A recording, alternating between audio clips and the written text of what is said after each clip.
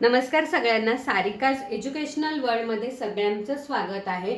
आज आपण इयत्ता 9वीतील इतिहासातील प्रकरण 4 आर्थिक विकास या प्रकरणामधील मिश्र अर्थव्यवस्था या घटकामधील पुढच्या मुद्द्यांचा अभ्यास करणार आहोत। म्हणजे भारताचा विकास घडवून आणण्यासाठी मिश्र अर्थव्यवस्थेचा स्वीकार करण्यात आला। या मिश्र अर्थव्यवस्थेचे एकूण 3 घटक मानले जातात। पहिला आहे सार्वजनिक क्षेत्र। यामधले जे उद्योगधंदे आहेत ते सरकारी मालकीचे असतात, त्यावर पूर्णपणे सरकारचं नियंत्रण असतं।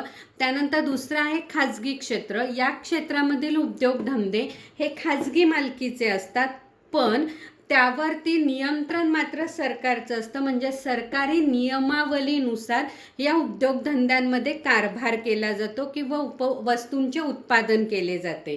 त्यानंतर संयुक्त क्षेत्र। या क्षेत्रामधील उद्योगधंदे काही खाजगी मालकीचे असतात, काही सरकारी मालकीचे असतात, पण यावर देखील सरकारी नियंत्रण असतं।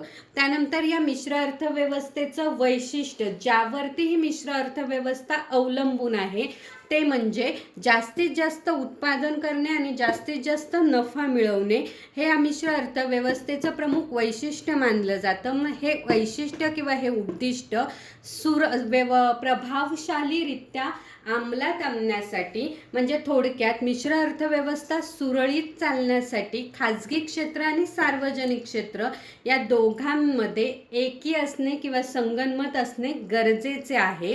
त्याचप्रमाणे भांडवलशाही अर्थव्यवस्था आणि समाजवादी अर्थव्यवस्था या दोन्ही अर्थव्यवस्थेमध्ये जे चांगलं आहे, जे चांगले गुण आहे, त्या गुणांचा विचार करून ही मिश्र अर्थव्यवस्था जास्तीत जास्त प्रभावशाली करण्यासाठी, म्हणजे जास्तीत जास्त नफा प्राप्त करण्यासाठी त्यासाठी वेगवेगळे उपक्रम राबवणे, उपक्रम राबवत असताना वेगवेगळे नियमावली तयार करणे आणि त्या नियमानुसार योग्य पद्धतीने नियोजन करणे, या गोष्टींवरती या मिश्र अर्थव्यवस्थेच्या प्रभावशाली होण्यासाठी किंवा ही सर्व उद्दिष्टे या मिश्र अर्थव्यवस्थेची ठरविण्यात आली।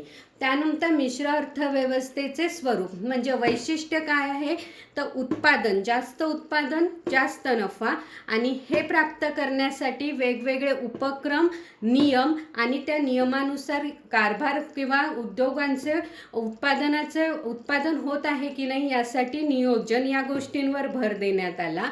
आणि मिश्र अर्थव्यवस्थेचं स्वरूप म्हणजे हे प्रत्यक्ष राबविण्यासाठी यासाठी देशहिताला आणि विकासाला महत्त्व देण्यात आले।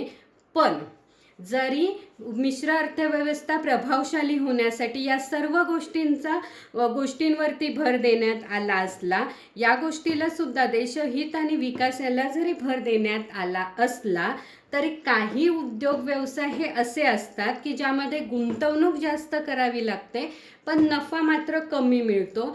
त्यामुळे अशा परिस्थितीमध्ये संयुक्त क्षेत्रातील काही खाजगी मालकीचे जे काही खाजगी जे मालक आहेत किंवा उद्योजक आहेत, ते गुंतवणूक करण्यास तयार नसतात। अशा वेळेस सरकारलाच पुढाकार घेऊन हे मिश्र अर्थव्यवस्था पुढे न्यावी लागते किंवा ते अधिक प्रभावशाली करण्यासाठी प्रयत्न करावे लागतात। म्हणजे ही अर्थव्यवस्था अधिक प्रभावशाली करण्यासाठी मग अशा वेळेस सरकारमार्फत वेगवेगळ्या पंचवार्षिक योजना राबविल्या जातात, वेगवेगळे औद्योगिक धोरणे राबविले जातात। त्याचप्रमाणे लघु उद्योग, ग्राम उद्योग, घरगुती उद्योग यांच्यावर मोठ्या प्रमाणात भर द्यावा लागतो किंवा त्यांना काही प्रमाणात सूट द्यावी लागते किंवा त्यांच्यासाठी वेगळे योजना आखावी लागते।